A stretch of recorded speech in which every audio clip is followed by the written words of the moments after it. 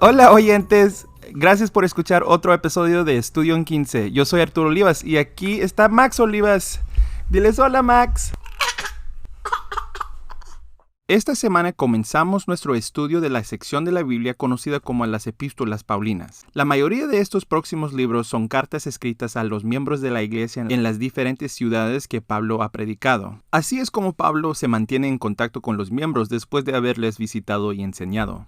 Pero la epístola a los romanos es diferente porque fue escrita antes de que Pablo visitara Roma. Lo escribió desde Corintio, probablemente en el invierno del año 55 al 58, cerca del final de la tercera misión de Pablo, en torno a los eventos del capítulo 20 de Hechos. Aunque todavía no ha visitado Roma, es evidente que él sabe que la iglesia está floreciendo ahí porque escribe en Romanos 1:8. Primeramente doy gracias a mi Dios mediante Jesucristo por todos vosotros, de que vuestra fe es predicada en todo el mundo.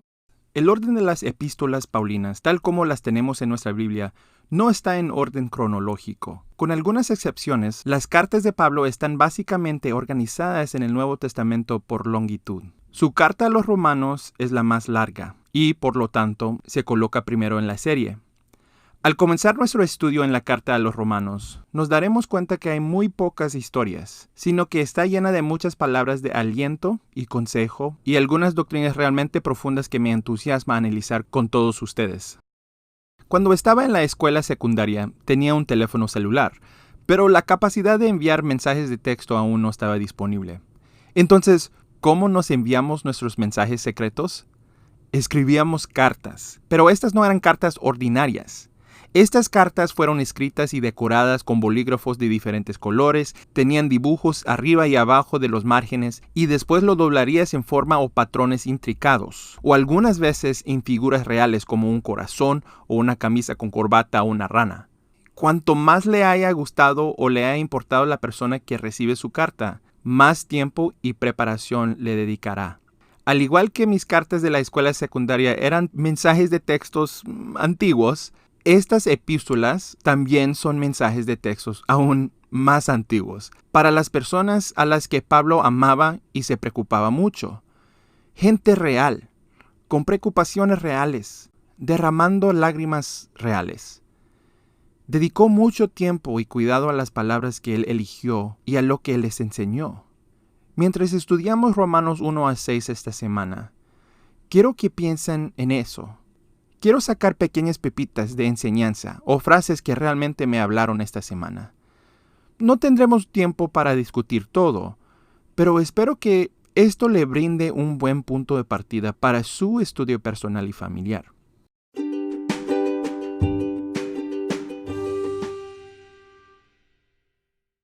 En el primer capítulo, en versículo 16, Pablo nos da el tema para el resto de la carta a los romanos. No me avergüenzo del Evangelio de Cristo. Continúa en el resto de ese versículo y el siguiente para decirnos por qué no está avergonzado del Evangelio de Jesucristo. Porque es poder de Dios para salvación a todo aquel que cree, al judío primeramente y también al griego. Porque en el Evangelio la justicia de Dios se revela por fe y para fe, como está escrito, mas el justo por la fe vivirá. No era popular en aquellos días el ser miembro de la Iglesia de Jesucristo.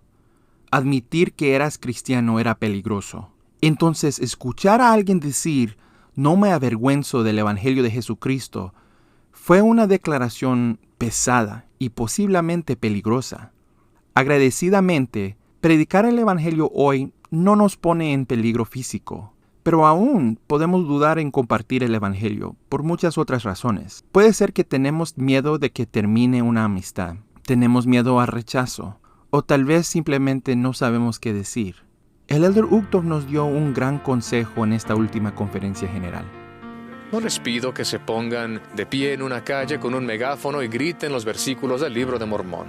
Lo que les pido es que siempre busquen la oportunidad de sacar a luz sus creencias de forma natural y normal con las personas, ya sea en persona o en línea. Hay muchas formas naturales de hacerlo, desde actos diarios de bondad a testimonios personales en YouTube, en Facebook, en Instagram, Twitter o conversaciones sencillas con personas a las que conozcan. De las maneras que les parezcan naturales y normales a ustedes, compartan con las personas por qué Jesucristo y su iglesia son importantes para ustedes. Invítenlos a venir y ver.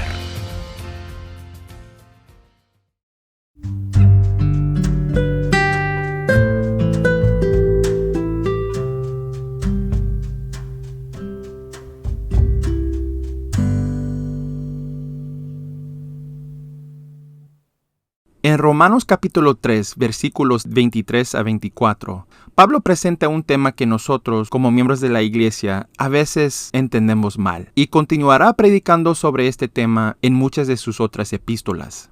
Por cuanto todos pecaron y están destituidos de la gloria de Dios, siendo justificados gratuitamente por su gracia mediante la redención que es en Cristo Jesús. La gracia es un tema muy debatido en el cristianismo. Hay muchos que creen que somos salvos únicamente por gracia, y aquellos que creen que son salvos únicamente por sus obras, y luego estamos nosotros. Cuando uno de nuestros amigos cristianos nos pregunta, ¿has sido salvo por gracia?, quizás responde citando 2 Nefi 25:23. Es por la gracia por la que nos salvamos, después de hacer cuanto podamos. Pero incluso esto es una comprensión incompleta de la gracia. La verdad es que somos salvos por gracia. Punto. El elder Uchtdorf enseñó: Por cuanto todos pecamos y estamos destituidos de la gloria de Dios, y debido a que ninguna cosa impura puede entrar en el reino de Dios, nadie es digno de volver a la presencia de Dios. Aun si sirviésemos a Dios con toda nuestra alma, no sería suficiente. Seríamos siervos inútiles.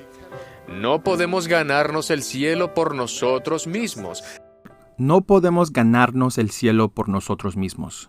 Vamos a imaginar que pongo 2 puntos en una hoja de papel.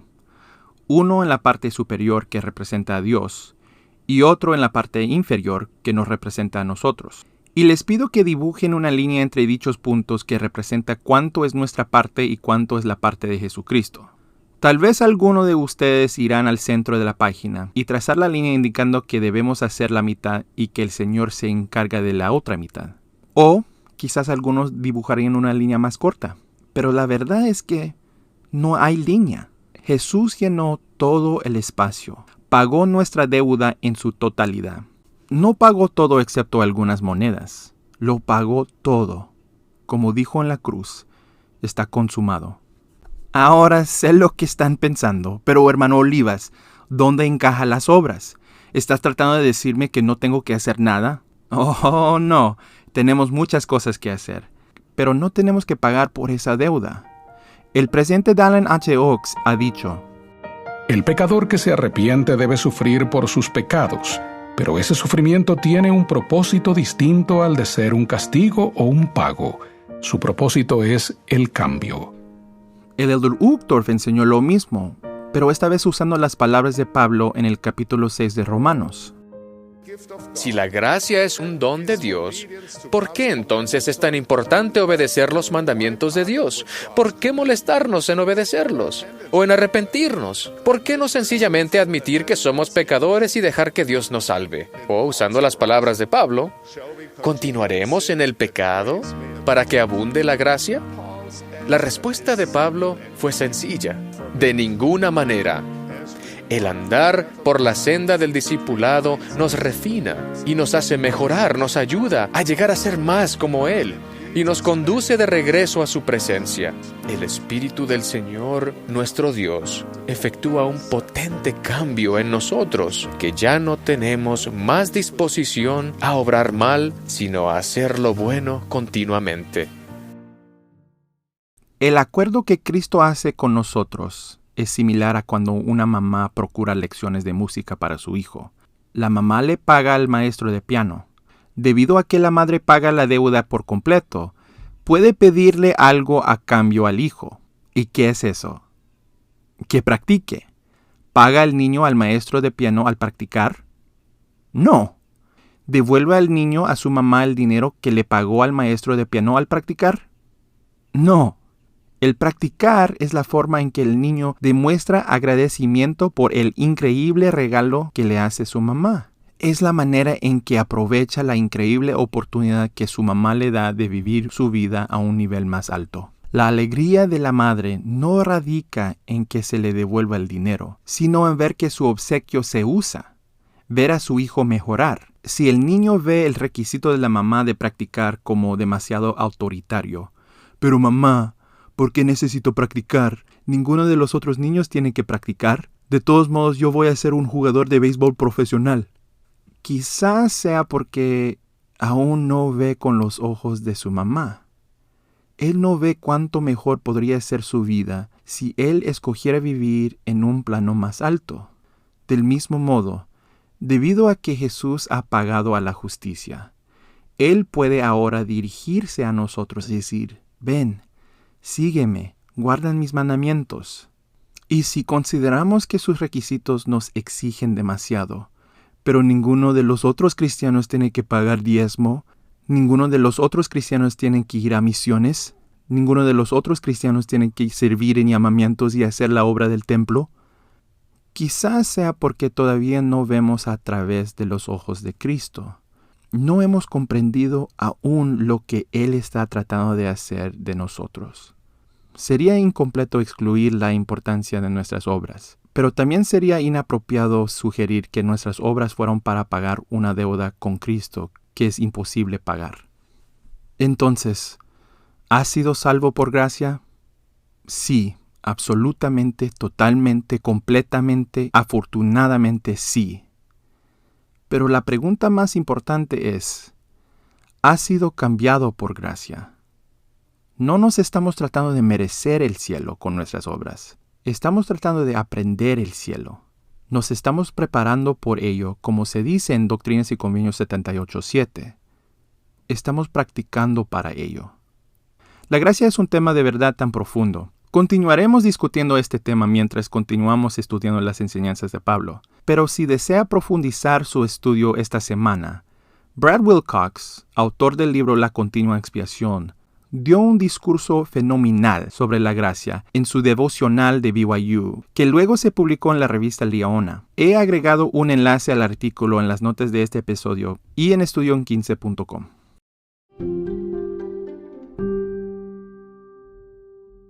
Quiero comenzar esta próxima sección haciéndoles reflexionar sobre las siguientes preguntas. ¿Dónde está tu lugar desesperado? ¿Qué aspecto de tu vida consideras desesperado? ¿Qué aspecto de tu vida te sientes estéril? ¿Qué es algo que sientes que no puedes superar? Estas son las preguntas que Pablo está tratando de responder en Romanos 4, y las contesta usando al profeta Abraham como ejemplo. Para demostrar cómo se determina la justicia mediante la fe, Pablo habla específicamente de la justicia de Abraham. A Abraham se le prometió algo imposible, una vasta posteridad, a pesar de que él y su esposa eran viejos y su esposa aún no había dado a luz. Si bien la mayoría consideraría todas las razones por las cuales la promesa de Dios era imposible de cumplir. Escuche cómo Pablo describe la actitud de Abraham. Él creyó en esperanza contra esperanza para llegar a ser padre de muchas naciones, conforme a lo que se le había dicho. Así será tu descendencia. Y no se debilitó en la fe ni consideró su cuerpo ya como muerto, siendo de casi 100 años, ni muerta la matriz de Sara. Tampoco dudó de la promesa de Dios con incredulidad, antes bien se fortaleció en fe, dando gloria a Dios, plenamente convencido de que Dios también era poderoso para hacer todo lo que había prometido. Creó en esperanza contra esperanza, cuando todos los demás se habrían centrado en su estado desesperado y su situación estéril. O en otras palabras, cuando toda la esperanza estaba perdida, Abraham todavía tenía esperanza. Él sabía lo que Dios le había prometido, y él era plenamente convencido de que Dios era poderoso para hacer todo lo que había prometido. Piensen nuevamente en esa parte de su vida que puede parecer desesperada, estéril o vacía. Dios ha hecho promesas, o, en otras palabras, convenios, de apoyarte y ayudarte. El elder D. Todd Christofferson enseñó: Los convenios divinos producen cristianos fuertes. Te exhorto a que seas merecedor y recibas todas las ordenanzas del sacerdocio que puedas, y luego cumplas fielmente las promesas que hiciste bajo convenio. En momentos de angustia, deja que tus convenios sean lo más importante y obedece con exactitud. Entonces puedes pedir con fe, sin dudar en nada, según tus necesidades, y Dios responderá. Él te sostendrá al trabajar y velar. Testifico que Dios cumplirá sus promesas para ti, si honras los convenios que has hecho con Él. Él te bendecirá en medida buena, apretada, remecida y rebosando. Él fortalecerá y consumará tu fe. Él te colmará mediante el Espíritu Santo de poder divino. Durante esos tiempos difíciles, cuando todos los demás pueden perder la esperanza, sé como Abraham. Cree en la esperanza contra la esperanza. Aférense a sus convenios y sepan que Dios siempre cumple con sus promesas. Hola, me llamo Zetanaí Carrillo y estoy llamando desde Chihuahua, México. Estudio en 15 está escrito, producido y presentado por Arturo Olivas con la ayuda de Jesús Olivas. Salimos con un nuevo episodio cada semana. Está disponible en Apple y Google Podcast, Spotify y iHeartRadio. También está disponible en YouTube. Puedes seguir Estudio en 15 en Facebook e Instagram. Gracias por escuchar y felices estudios.